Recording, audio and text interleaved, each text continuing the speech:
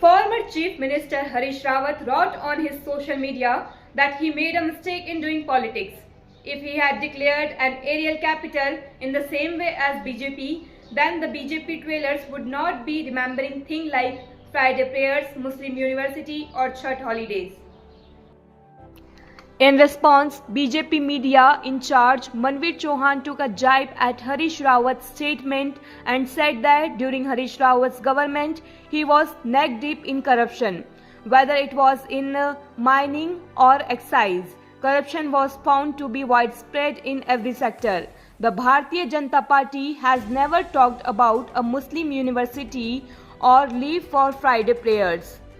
It is always Harish Rawat and the Congress Party who bring attention to such topics.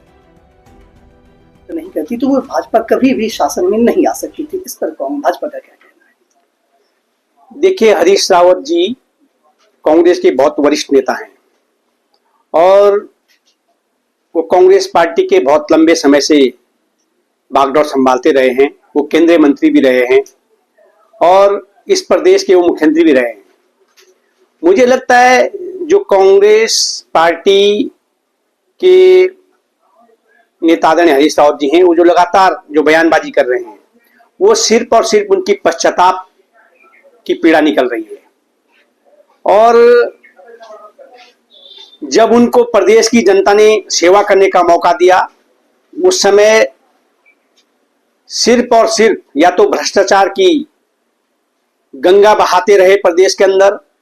एक नहीं अनेकों उदाहरण हैं। हम आबकारी की बात करें, खनन की बात करें, भ्रष्टाचार की चरम सीमा उस समय प्रदेश में होती थी। अराजकता पूरे प्रदेश के अंदर फैली हुई थी।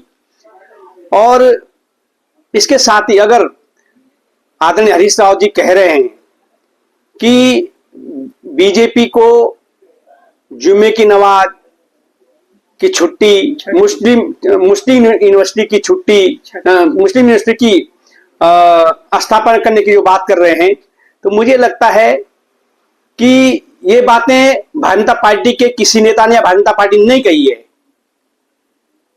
कि हमने जुम्मे की छुट्टी करी हो या मुस्लिम यूनिवर्सिटी की बात करने की बात की हो।